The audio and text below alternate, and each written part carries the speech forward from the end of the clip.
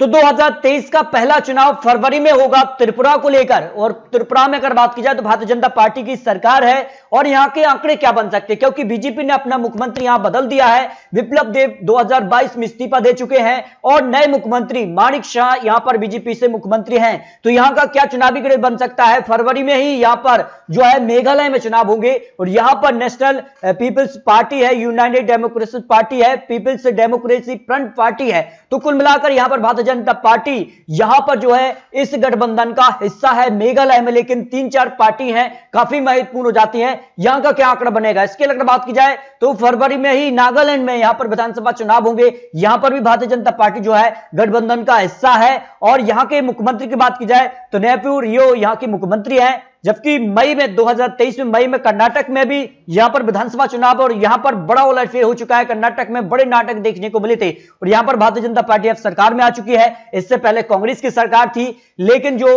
अविश्वास मत था उसमें पास नहीं हो चलने के कारण भारतीय जनता पार्टी यहां पर सरकार बना ली है। नवंबर में यहां पर छत्तीसगढ़ में और नवंबर में ही मध्य प्रदेश में विधानसभा चुनाव होंगे।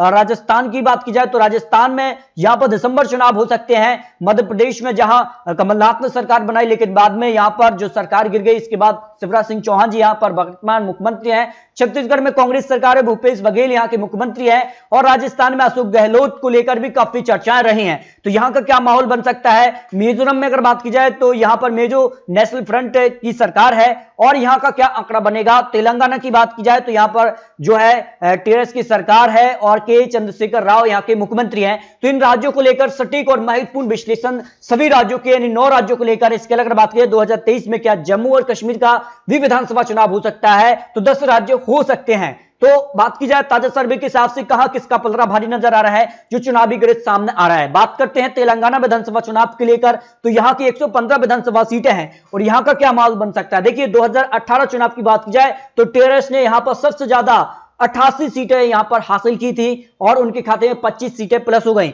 और उनको करीब 40% वोट शेयर मिला। जबकि यहां पर कांग्रेस दूसरे नंबर पर रही थी, कांग्रेस को 19 सीटें मिली और 19 सीटों की अगर बात की जाए तो 28% वोट शेयर उनके पक्ष में रहा था। जबकि यहां पर ऑल इंडिया मुस्लिम जो है एआईएम पार्टी जो है उसको 7 सीटें और यहां पर बात की जाए तो भारतीय जनता पार्टी को केवल 1 सीट ही मिली तेलंगाना विधानसभा चुनाव को लेकर। लेकिन माना यह जा रहा है कि 2023 चुनाव काफी महत्वपूर्ण होगा और जिसका से यहां पर म्युनिसिपल कॉर्पोरेशन इलेक्शन रहे थे, भारतीय जनता पार्टी ने यहां पर जबरदस्त जीत हासिल की थी। तो इसके बाद क्या आंकड़ा बन सकता है? देखिए अगली सरकार किसकी बन सकती है इसको लेकर आंकड़ा है। कांग्रेस के 20% चांस है, बीजेपी के 30%, टीआरएस को एक बार फिर से बड़ा आंकड़ा मिल रहा है 45% का, जबकि अन्य की बात की जाए तो 5% अन्य के पक्ष में जा सकते हैं।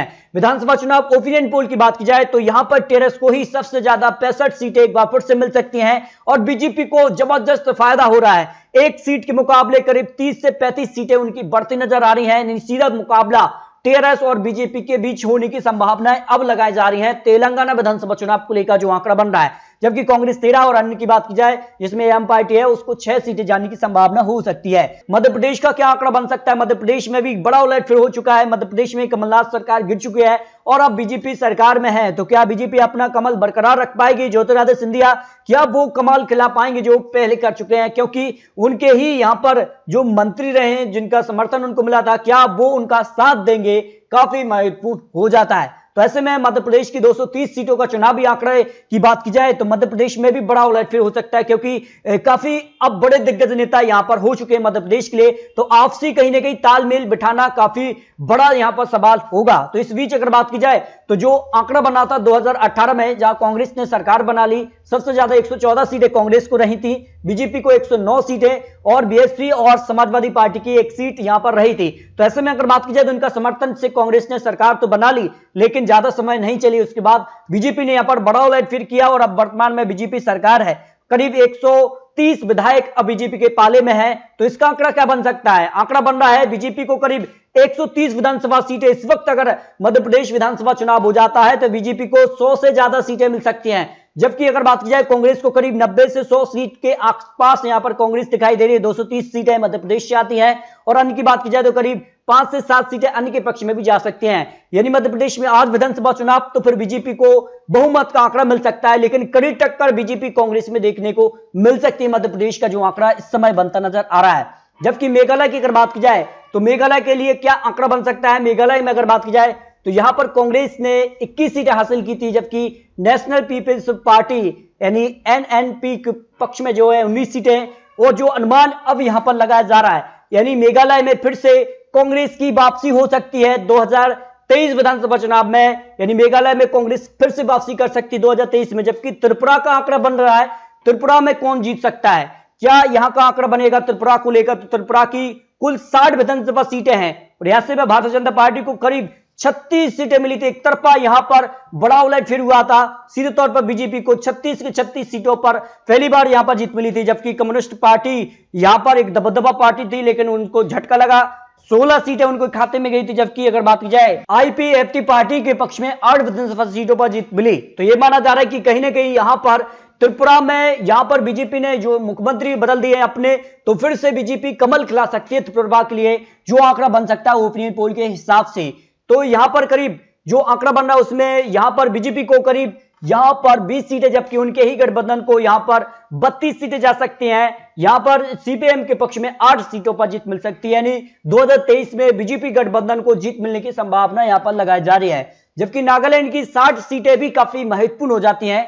और 60 सीटों का क्या चुनावी गणित रहा था 2018 में, तो यहां पर बात की जाए तो एनपीएफ पार्टी यानी नागालैंड पीपल्स फ्रंट पार्टी को करीब 26 सीटें मिली थी, जबकि नेशनल डेमोक्रेसी प्रोसेस पार्टी को करीब 18 सीटों पर जीत मिली थी।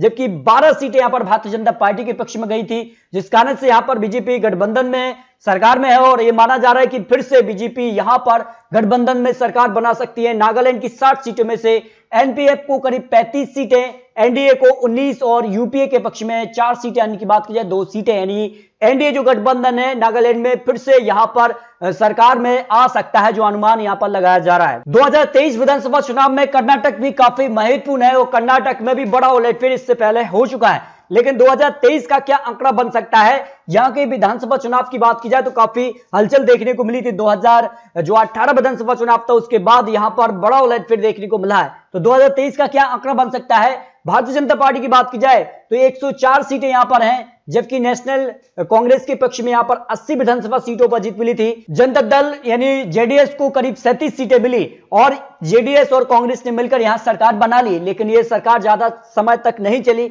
इसके बाद बीजेपी ने यहां पर बड़ा उलटफेर किया और बीजेपी वर्तमान में सरकार में है। तो ऐसे में माना यह जाता किया कर्नाटक में बड़ा उलटफेर देखने को मिलेगा। कर्नाटक की 224 का जो अनुमान है उसमें भारतीय जनता पार्टी को करीब 80 से 90 सीटें मिलने की संभावना लगाई जा रही है, कांग्रेस को करीब 24 सीटें और जेडीएस को करीब 57 सीटें मिलने की संभावना हो सकती है। यानी सीधे तौर पर जेडीएस और बीजेपी के बीच ही यहां पर कड़ी टक्कर देखने को मिल सकती है। फिलहाल यहां पर किसी को बहुमत का आंकड़ा मिलता नजर नहीं आ रहा है। जो आंकड़ा बन सकता है कर्नाटक को लेकर जो अनुमान यहां पर लगाया जा रहा है। बात की जाए छत्तीसगढ़ के लिए तो छत्तीसगढ़ मिशन 2023 की भी तैयारी शुरू हो चुकी है और यहां का क्या आंकड़ा बन रहा है, अगर बात की जाए तो यहां के लिए 2018 में सीधे तौर पर कांग्रेस को यहां पर जनता ने यहां पर सीधे तौर पर चुना था। 68 सीटों पर जीत मिली थी, एक तरफा जीत यहां पर जो है कांग्रेस को मिली थी। भारतीय जनता पार्टी केवल 15 सीटों पर सिमट गई। सीधे तौर पर बीजेपी को यहां पर 34 सीटों का नुकसान हुआ था, जबकि कांग्रेस को करीब 29 सीटों का सीधे तौर पर फायदा हुआ था। लेकिन इस बार क्या होगा, काफी महत्वपूर्ण हो जाता है। तो इस बार के आंकड़े बन रहे हैं कि छत्तीसगढ़ के लिए जो अनुमान यहां पर लगाया जा रहा है उसमें बीजेपी को करीब 50 सीटें मिलने की संभावना लगाई जा रही है। यानी इस बार कहीं ना कहीं छत्तीसगढ़ में यहां पर बीजेपी की वापसी हो सकती है। कांग्रेस भी यहां पर करीब 40 सीट, यानी सीधे तौर पर बीजेपी और कांग्रेस में बिल्कुल कड़ी टक्कर देखने को मिल सकती है छत्तीसगढ़ को लेकर जो अनुमान यहां पर लगाया जा रहा है। मिजोरम की 40 सीटों की बात की जाए तो यहां का क्या आंकड़ा बन सकता है, क्योंकि यहां पर भी बड़ा उलटफेर हो सकता है